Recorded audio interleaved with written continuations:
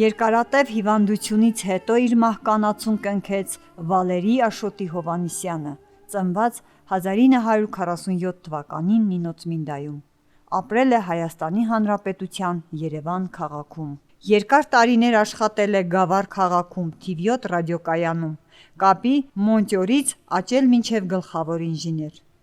7 տարի աշխատել է կապի նախարարությունում և եղել է կապի վաստակավոր գործիչ։ Երկար տարիներ ղեկավարել է Հայաստանի Հանրապետության ռադիոկայանը։ 1988 թվականից ղեկավարել է նաև թիվ 1 ռադիոկայանը։